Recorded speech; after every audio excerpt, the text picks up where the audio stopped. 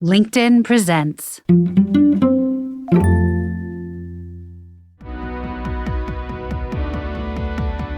Are you really living life according to your values? I'm Aarons-Mele, and this is The Anxious Achiever, the show that looks at the intersection of mental health, leadership, and work, and asks, how can we do it all better?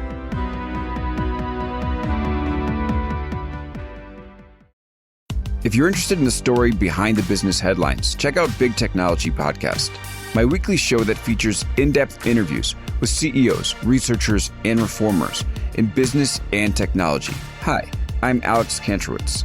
I'm a longtime journalist, CNBC contributor, and the host of the show.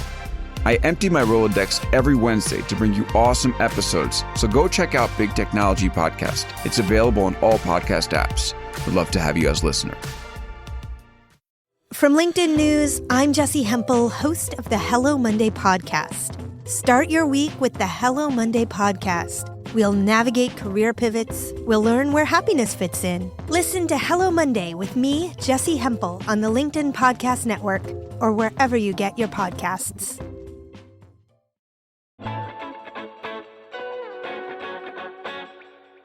We all have a basic idea of what we value in life.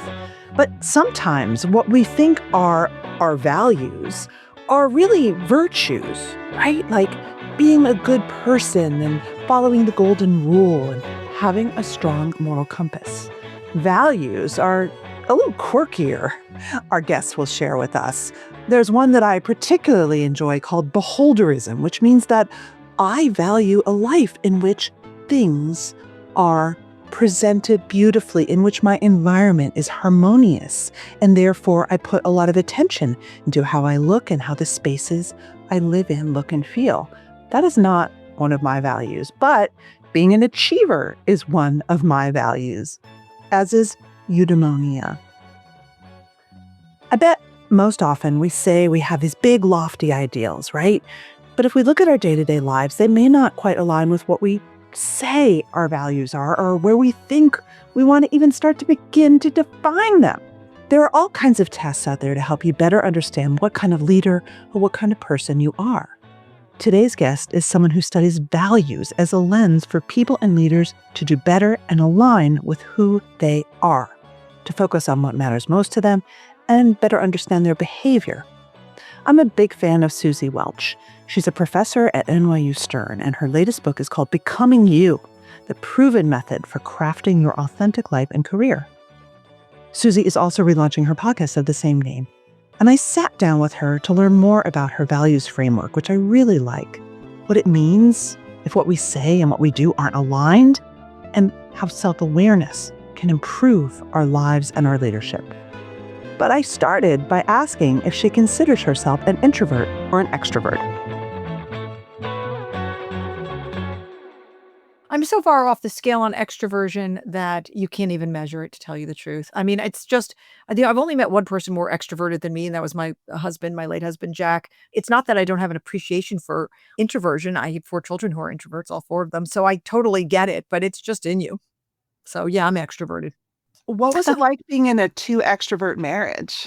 It was good because we always had the same vibe on everything. Like, we would go to a party and we'd say, oh, good. So many people we don't know. We're just about to meet new people. This is going to be so much fun. And then we would say to each other, should we leave the party? And then we say, no, there's still like 3 people we haven't met. And then we would make sure we met everybody. It's definitely not normal, but it's not like we, asked to be extroverts, it kind of comes with the wiring, and we dug it. And you have 4 introverted children? Yeah, they're all introverted, all 4 of them. Did they ever look at you guys and be like, you guys are aliens? We had a healthy appreciation for each other's differences. I mean, sometimes, of course, like all parents, we wonder, one of the things you learn as a parent is that one day it dawns on you, oh, they're not going to be me. And they're really different from me. And so we had our own journey to saying, oh gosh, no matter what we say, this kid is not going to want to go to a party where they don't know anybody. And so we did. But there was so much love in our family, and still is, although we are missing our member. We got used to each other, and we appreciated each other because nobody tried to change anybody. Well, I think that's the key, right? Right. When you work with more introverted students, do you have any advice that you give them? I do. I do because so many of my students, my class, Becoming You, is about understanding who you are standing still, understanding all of your cognitive aptitudes, of which introversion or extroversion is one of them. And we also study whether or not they're specialists or generalists or, brainstormers or idea contributors. And so we are looking, directly into what your aptitudes are. And so I often get students who are introverted and they say, "What do I do about it?" And my advice, I'm no expert in it. There are people who are experts in this. But my advice to them is tell people you're an introvert. Don't let them figure it out the hard way. Say, "Hey, new team at new company, I'm an introvert by nature." And that means that I sometimes hear conversations, I go away, I process them, and then I come back with my comments. And I'm totally engaged. I'm really actively listening. But my introversion has me process that information in a slightly different way than you. So bear with me. Yeah. And I feel like introverts have to educate the extroverts around them about what stuff feels like to them because they can be spectacular and magnificent contributors to every team as long as they're understood. Because Yeah. sometimes introverts are read as I think there's two types of people in the world. Generally, there's energy amplifiers, people who add positive energy to every room they're in. And then there's energy vampires who suck the energy right out. And very unfortunately, introverts can be mislabeled as energy vampires or can be, let me say this, experienced as energy vampires because they are quiet and they then appear withholding. Okay. Now, what's going on is their brain is processing at a different speed in a different way, and sometimes with a lot more depth and subtlety and so forth, because we extroverts can be like steamrollers. It's literally harder for us to access our dopamine. And so we are literally kind of a tougher laugh. Yeah, that's right. But it doesn't mean you're not experiencing emotions, and you may totally sort of soak in those emotions later.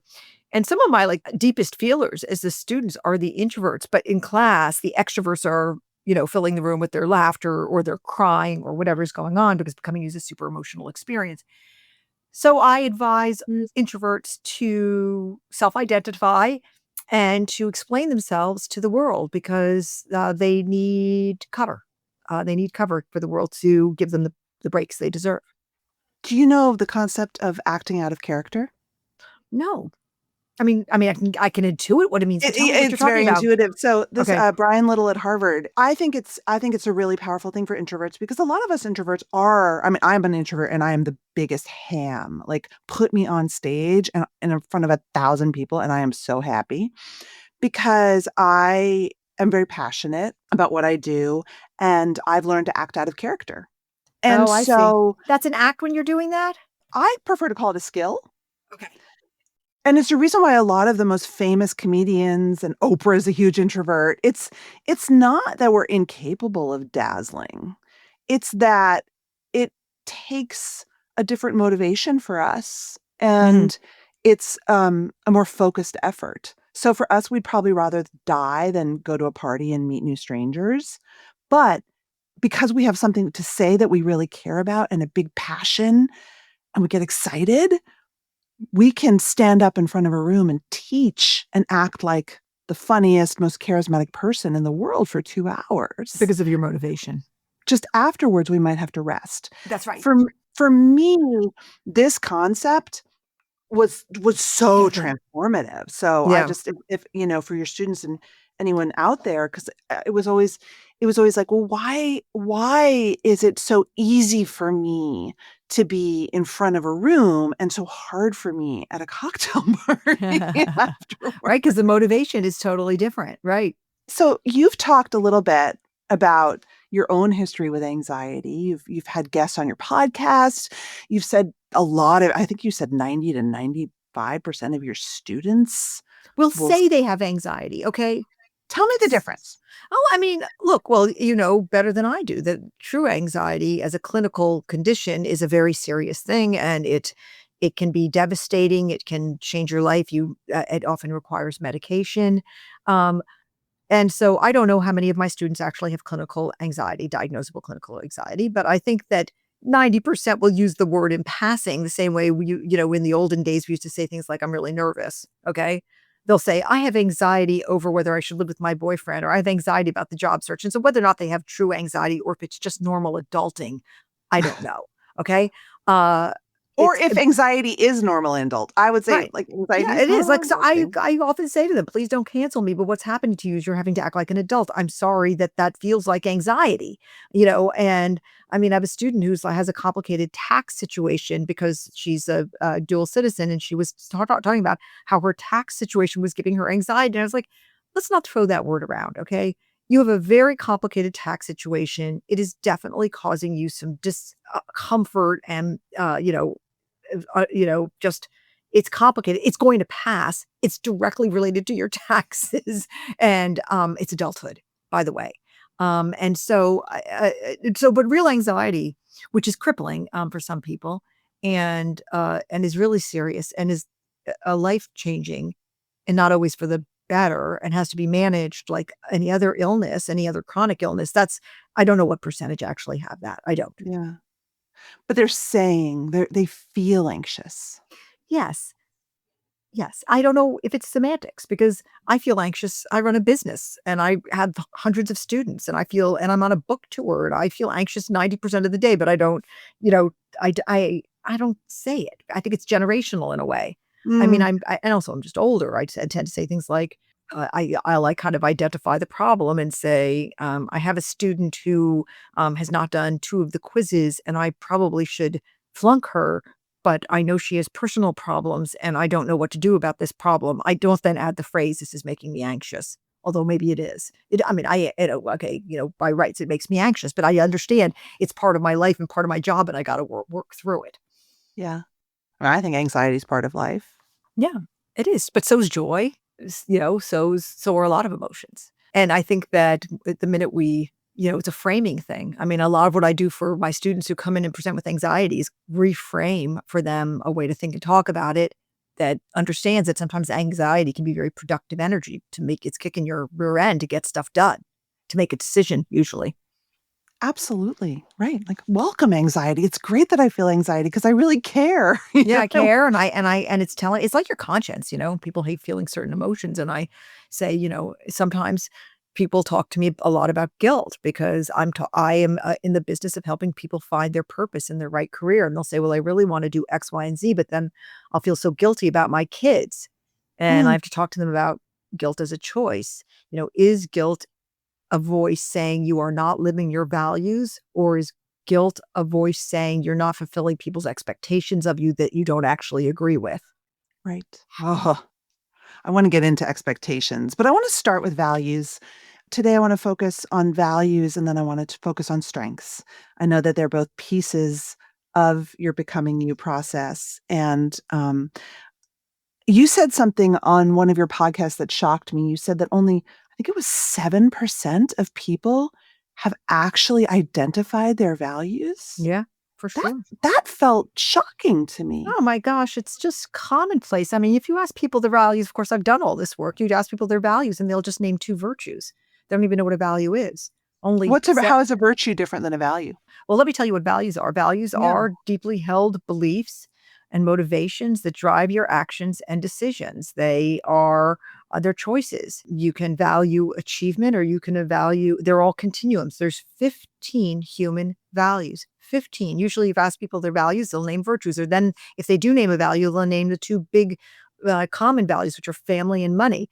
But there are lots of values about how, like scope, how big or small we want our life, belonging, which is how much community matters to us. There's agency, how much self determination matters to us. Virtues are fairness, integrity, kindness. And these are things we all want to be. There's no choice on them. They're tickets to the game. They're just generally agreed upon historically that there are certain human traits that make living together easier, better, and more sustainable.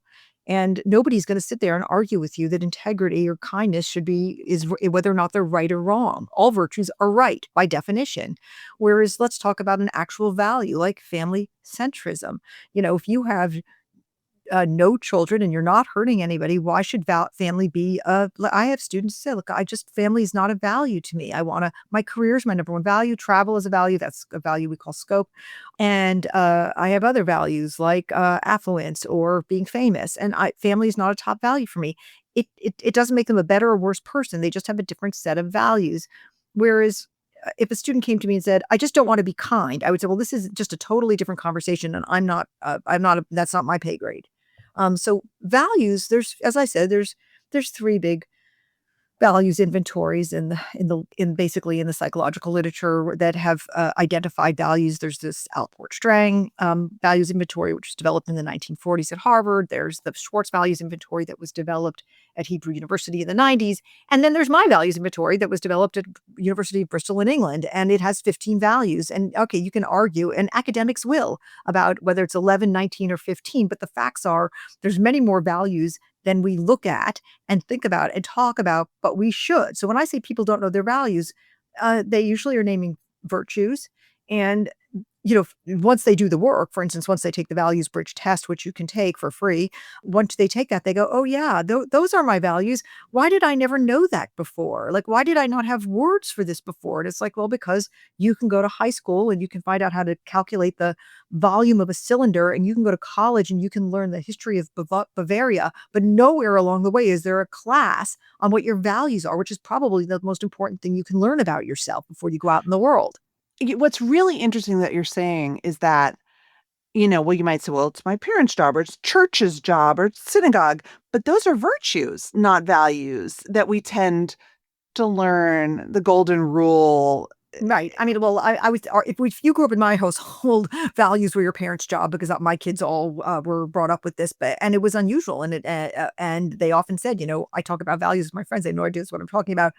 But yeah, and also as parents, we teach our kids virtues. But the problem with values is that parents often disagree with their children about values. I mean, for me, a very high value is work centrism, which is work is an organizing principle of your life. I've always wanted to work. I love working on my my technical days off. I work. I love work. It's a value of mine. I'm not a workaholic. I'm a person with a high value of work centrism. And my children, being sort of they're in their 30s, more generationally aligned, have a lower value of work centrism. So one of the reasons we don't talk about values in our households generally is that they can be contentious until we all have a shared language. And I know from doing values work is it actually ultimately really decreases tension and decreases animosity and hostility because you have a shared language to talk about what matters without judgment.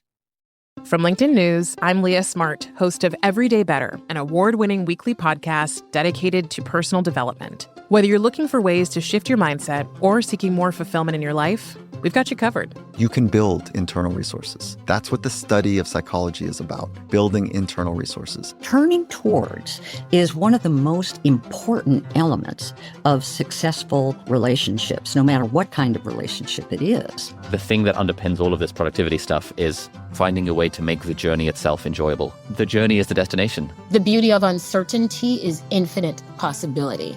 When you don't know what's next, you don't know what's next. And thus, anything can be next. Join me as we dive into captivating stories and research-backed ideas that have empowered me and others to lead lives with more clarity and intention. Everyday Better, making growth an everyday practice. Listen to Everyday Better on the LinkedIn Podcast Network, Apple Podcasts, or wherever you get your podcasts. You have a value, I'm going to blank on the name of it, which a value on appearance. Beholderism. Beholderism. Right. So this is one of the oldest values. Every values inventory has a version of this. The Allport-Strang values inventory calls this aesthetics. But really, it's the value of how much it matters to you how stuff looks, including yourself. And you know that there are people whose homes are perfect, their hair is perfect, their outfits are perfect, and they spend a huge amount of time and money on it. Guess why? It's a value. And then there's other people who walk around with a big knot in the back of their hair and their houses are dumps and they don't give a damn. It's a value. Beholderism. I sometimes say there should be a support group for people who find out they have high beholderism because the first thing they do is say, oh, I'm not like that. I'm not superficial. But right, I'm so superficial. Right. It's not, though, because it's a proxy. Like all values, it's a proxy for something. It's a proxy. In my case, I think it's a proxy for harmony. I can't control a lot of things in this world, but I can control how my home looks. And I can keep my home orderly. and I can control how I look, but I can't control it. So I mean, I don't care why people have their values, where they come from. There's a whole field of values formation, power to those people. That's not my area of expertise. My PhD is in values expression, which is what values we have and how much we're living them and whether we're living them. Because a lot of times we have values and we don't live them at all. And so I think if you're not hurting anybody, and that's a big if, but if you're not hurting anybody with your values, you have every right to live your values. Just live them. There's no right or wrong with values. Whether you have high or low a value of self-determination is up to you. That we call that value agency, how much you have to be the driver of your bus. I've had students say to me, I don't care what industry I'm in, what job I've got, as long as I'm the boss and I'm making the rules. That's very high agency. And then there's other people who are super collaborative and they love consensus and they don't have to be in charge of everything and they have low agency. They don't want to drive every bus. I'm actually a person who people are always surprised because I have an intense personality. I actually am very moderate to low on agency. And and sometimes I have to say, gee, I wish that wasn't so much of a value of mine because I end up doing some things I'm not crazy about, but it is a value, is consensus for me. So I think that the important thing is to know what your values are, to put names to all of them. I think, dare I say, if I asked you to list your values, you would probably just give me a bunch of virtues. So when I say that, I mean, even people who are in this field who talk and think about human behavior and psychology don't have a very tight grip on values. But they do instantly. I mean, literally, I've been at dinner parties, described 15 values, and by the end of the dinner party, 15 minutes later, everybody's speaking the values language. This is not hard stuff. Everyone recognizes the values, and everyone can almost immediately identify where they are on each continuum. But I will say, when I created the test, I finally did it with behavioral questions because a lot of people start moving values around because they don't want to upset people in the room. Okay. Or they don't want to oh, wait, I don't want people to know my family centrism is 14 out of 15. I'm going to move that up to 7. And so we created the test to save you from yourself. And I should say that your tests are available for Absolutely, folks. for everybody. I mean, literally thousands of people have used them and taken them. The Values Bridge, you can go online to my website, or you can just type in the Values Bridge, Suzy Welch, it will pop right up. And I want to be candid, there's 2 versions. There's a free version, which will tell you some information, and it's pretty good. And there's a souped up version, which you can pay for, which tells you everything, all 15 values and all their conflicts and harmonies if they exist. So, but you can get a free look at your top 5 values for sure. I think it's so important. The population that I work with, a lot of people are neurodivergent. A lot of people have very different brains, mental illness. And one of the things and you've alluded to it, is that there's a lot of shame involved, right? In how we think we should be, in our Yes, expectations. absolutely. The family centrism one is really interesting. And the work centrism one, as working moms, right? Right. And then It, there's it, achievement. That's another one. And another value that causes a huge amount of judgment is the value of weak. It's so judgy that I actually have to give it a Greek name, and I call it eudaimonia. It's the value of self-care, which yeah. is very high for a lot of people. And then they make a lot of excuses for why it's so high. And their parents say, why do you care so much about self-care? I never thought about that. But it's a value of how much you want leisure and pleasure and tenderness towards yourself. I mean, many of my 20-something students and participants in my workshop have eudaimonia as their top value. And so values do cause us to judge each other and to judge ourselves. To judge ourselves, right? And I think what's so powerful and what's got my wheels turning, I'm very excited about this, is when you feel different already and you feel like you don't fit and you don't know what your values are, it sets you up for so much conflict and shame. It's so true. And I mean, I have many students who are neurodivergent. I got a beautiful letter from one of them just recently who said, I finally can explain to the world who I am. I now have words to say, to explain who I am, another set of words to explain who I am, this beyond neurodivergent, to say, look, I have this value. You have you have this level of it, and I have that level of it. And it doesn't make any difference where it came from, whether it comes from my neurodivergence or whatever, but this is a value, and we have every right to have whatever level of it we want. And let us just agree, this is not you good, me bad. All right. This is about a value that exists that we have every right to have whatever level of it we want. That's why it's different than a virtue, because no one's going to sit around deciding whether or not kindness, you should have a little or a lot. Everyone should have a lot. That's generally accepted cultural and civilizational, civilization imperative. But values are choices. Values are how we've decided we want to live our lives. Now, we don't always get to live our values because there's another little thing, which is, you already alluded to it, which is strengths, which I call aptitudes, which is what we're good at. Okay, so we may have a value, say, of extremely high achievement, seen success, and luminance, which is fame, okay, by another name. And you may have those as very high values. I want to be rich and famous, okay? But you may not have any talents or gifts that would make you so. And that's why my methodology says you've got 3 data pools you've got to mine. One is your values, one is your aptitudes, and the other is your economically viable interests. And so we have to look at what's at the overlap of that. So it's really good to have a language to say, these are my motivations, these are my wants. But when we go out into the world to find out the implication of all of that stuff, sometimes we can't get what we want because we don't have the aptitudes. We can't be rich or famous because we don't currently have the skills that the world rewards with fame and money. And we may be perfectly good at something else, okay? We're not going to be a rock star, but we could be a fantastic nurse, okay? It's just, you got to live in reality. So what do you do, though? I mean, it's a little heartbreaking if your value is to be rich and famous. That's perhaps how you're wired, and yet are you always going to feel disappointed in yourself? I hope not. I mean, you got to live in the world the way it is, not the way you want it to be. You Yeah. don't want to be heartbroken your whole life. Most people eventually develop a healthy sense of realism about it, and they are self-aware, and they say, I always wanted to be on Broadway. The problem was I couldn't dance. And, and so I now enjoy Broadway, and I make sure I go once a week. And Yeah. it's my happy place. And so most people come to terms with it. I mean, part of growing up and becoming self-actualized is this journey to self-awareness. I mean, it's this moment where becoming you is a journey to self-awareness where you say, okay, I'm going to strip it back. I'm going to find out what my real values are. I'm going to find out how much because we measure the gap between how much you have and how much you're living it. I'm living, I wish I was living all of them, but these are my values. Here are my aptitudes. Is there an overlap with that and my interests? And for a lot of people, becoming you the process itself is very exhilarating because they think, oh my God, I always sensed that was my purpose. And now I know it actually is because it's at the overlap of my values, my aptitudes, my interests. And other people have what you described as heartbreak. They have a moment of realization that what they secretly want is not achievable. And then they figure out what is.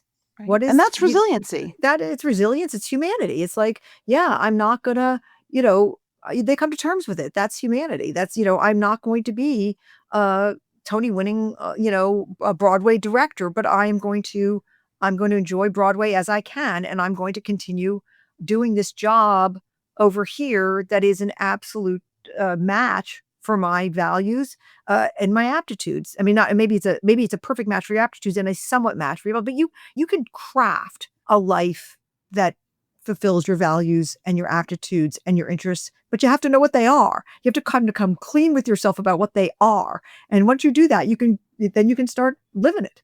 Can I ask you a question? I mean, one of the things that I'm really fascinated in, especially with the kinds of tricky brains that I love so much, is motivation.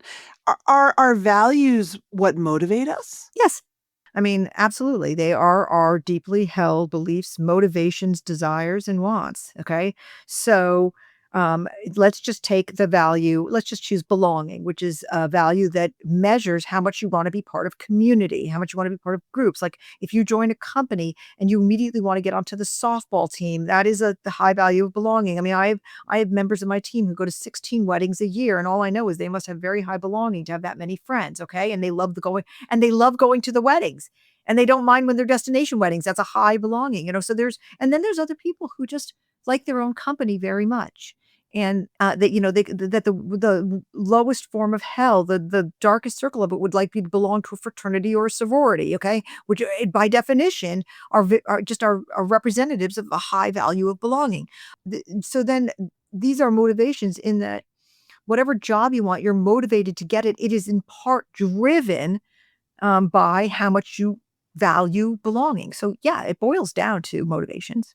Yeah, and I mean, it's really interesting, right? I mean, coming back to introvert, extrovert, a lot of aspects of our personality, I think also our personality determines what motivates us. Our mental map determines what motivates us. A lot of the data with people who are neurodivergent show that, we're motivated by different things. And so it's really hard if you're in a company where the value is belonging, say, Right, and people are absolutely. expected to go a certain way. That's And right.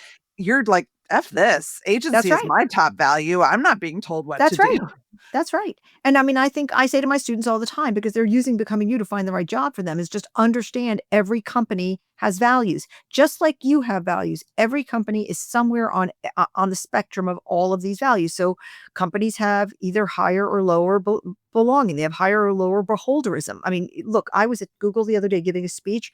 Those offices show a very high value of beholderism. They're gorgeous. You want to just camp out there. And I said to the Yeah. person I was with, who was a big values person also, I said, my beholderism is on steroids in here. Like, I want to work at Google because I need to be in these offices. I mean, companies have values too. And Yeah. it's like wearing a suit that's the wrong size to have a certain set of values and go work at a company that has a values clash. And you should know it going in. And because you end up blaming, like, if you go work at a company that has different values than you do, then you start hating the company, you start hating the people. And no, it's just that company has a different set of values than you. You need to go find Yeah. your match. And it's true about relationships. I mean, in the values bridge test, if your partner or your friend takes the test also and you check a box, we show you your values next to each other and how they line up or don't line up. And I can't tell you the number of times people say, okay, well, thank you for that, because we just discovered exactly the source of our problem. And now we have a language to discuss it. Their top value is eudaimonia, and that's my 14th value. And we can now have a conversation about whether we both slide to the center or whether we respect each other's places on that continuum. So, our values exist for us, but they exist in our organizations and our relationships. Let's talk about strengths. Let's talk about aptitudes. One of your points is that we're not so great at assessing our own strengths. We think are. Oh my God. I mean, no, not at all. I mean, people don't know their aptitudes. They have, like, your parents have told you your aptitudes because they want them to be your aptitudes. Like, the number of students I get who have been told they're going to go into engineering because parents need an engineer and think that's what they should be doing, who are just absolutely, one of the first things I do when I teach aptitudes is I ask everybody to take out a piece of paper and a pen. And then I say, go ahead and sign your name with your non-dominant hand. Go ahead. And everybody goes, oh, this is horrible. Oh my God, look at that. And then I say, okay, switch the pen into your dominant hand. Now sign your name. And everybody bursts into laughter. And I said, that's right. Okay. Aptitudes are the dominant hand of your brain. And you Yeah. could, if you work against your aptitudes and spend your life doing stuff that you're not wired to do aptitudinally, you would eventually get slightly better at it, and you could work and work and work.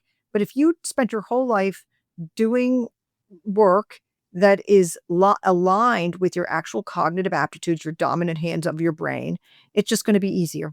And it's probably going to be more pleasurable and more enjoyable. Okay. So I could have become an engineer. Why? Because I've got general intelligence and I could have gone to engineering school and slogged through, but I'm better at other stuff. Okay. Let the engineers be engineers. But if I had grown up in a traditional family, like many of my students have, and their parents say to them, you're going to school to become an engineer because that's what families, a first generation family do, then, I would be sort of an adequate engineer and suffering all the way through. Whereas instead, I was able to go play in the field of my aptitudes, which are stuff that is related to writing and verbal stuff and research. So anyway, I'm gonna say so my listeners are very sophisticated and they've all taken a million tests. They've taken StrengthsFinder and they've Right. taken Enneagram and they've taken all the Yeah.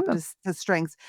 What's different about your approach? Okay, I use those tests and I like them very much, and I think they're all great data. Okay, I invented 2 tests because I think there's 2 gigantic pieces of data that are critical about our aptitudes that we don't get from any other test. So I invented them at the Becoming You labs at NYU.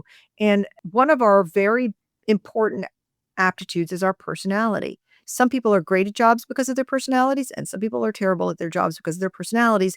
But the very unfortunate fact of life is that our personalities are not necessarily what we say they are. Our personalities are how the world experiences us. So we can say, I'm kind, I'm generous, I'm loyal, I'm a good listener. And maybe we are, but maybe we're not. And what we need to find out about our aptitudes to understand our true strengths is how the world experiences us. And sometimes by the time we're 40 or 50, the world eventually tells us how it's experiencing us by hard lessons. And usually in companies, you can find out how the world is experiencing you by taking long, expensive 360 feedback tests. And so I invented a do-it-yourself at-home pregnancy test of finding out how the world experiences you, which costs as much as a cup of coffee, takes 5 minutes. You can send it to 40 people or less. You have to have at least 10 people, and you can find out how the world experiences you. That's number one. Number two, people don't know whether they should be individual contributors or leaders.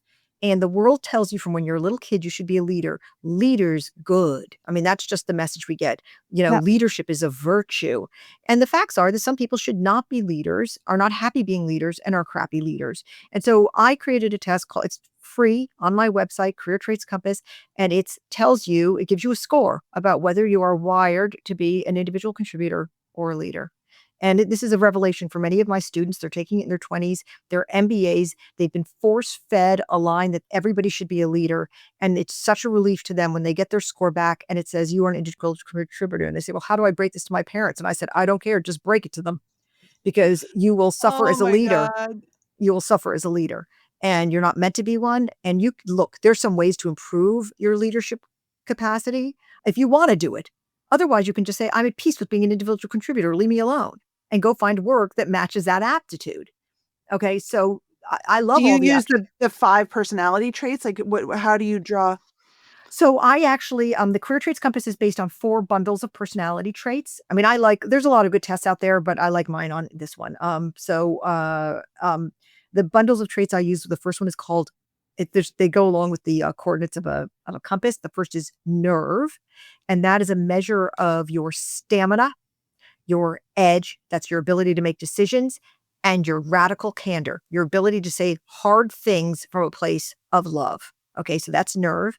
The second bundle is elasticity, and that's your comfort with adaptability and change, and the number and quality of your irregular relationships. Those are relationships that are not with people outside of your comfort zone.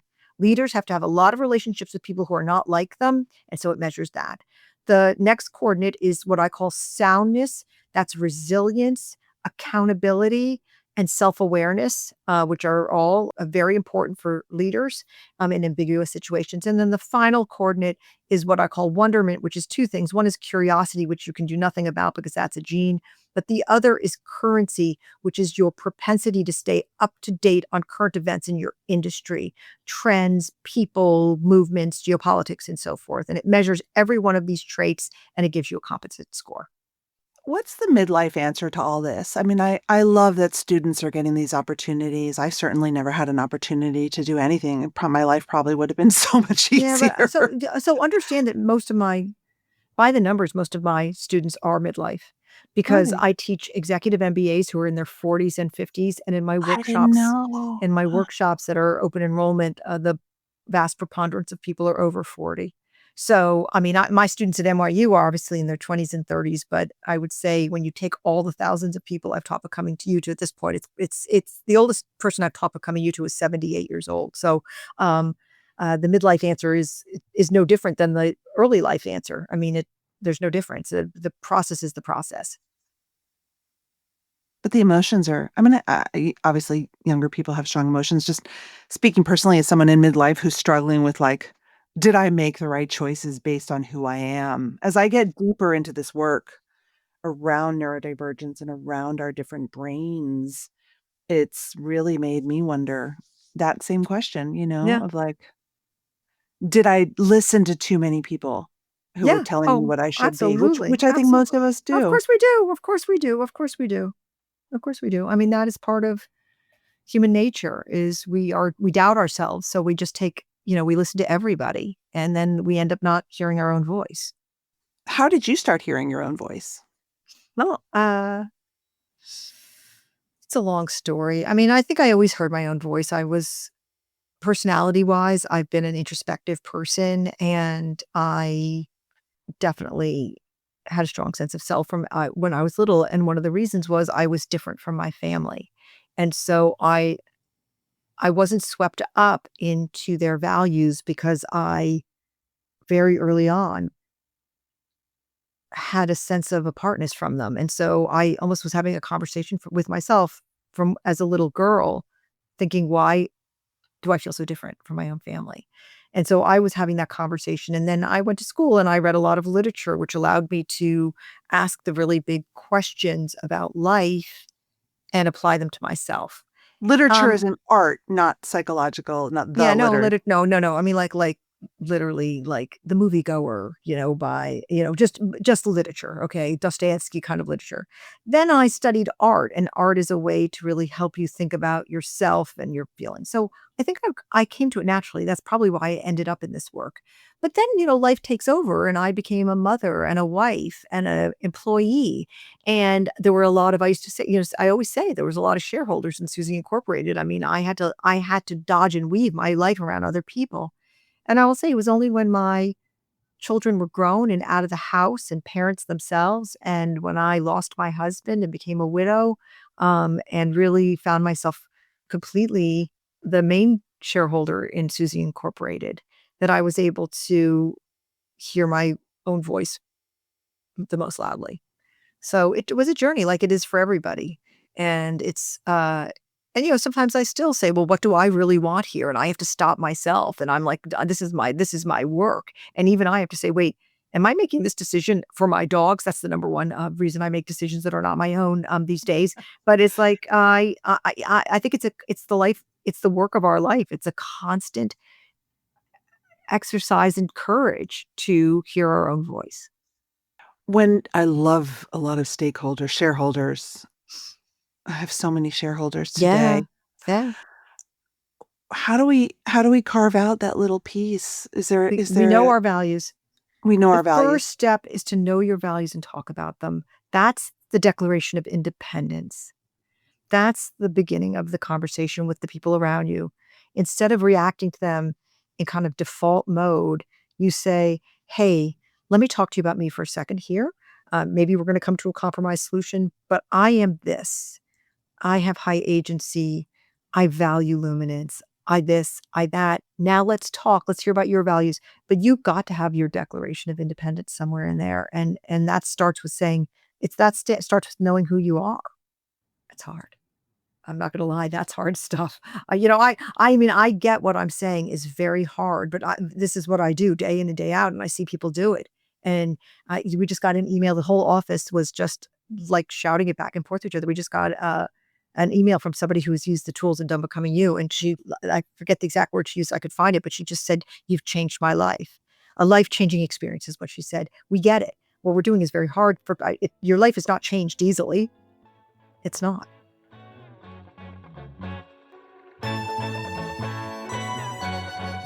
That's it for this episode of The Anxious Achiever. The show is produced and edited by Mary Dew with production support and sound engineering by Nick Krinko. If you like what you heard, head to your favorite podcast app. Leave us a review. It really matters, and we appreciate the time and effort it takes. And if you don't subscribe or follow the show already, now's the time. And let us know what you'd like to hear more of. I get some of my best ideas from my listeners, so find me on LinkedIn, send me a message. You can find my weekly newsletter there as well. A big thanks to LinkedIn and all the listeners out there and our guests in the Anxious Achiever world. Until next time.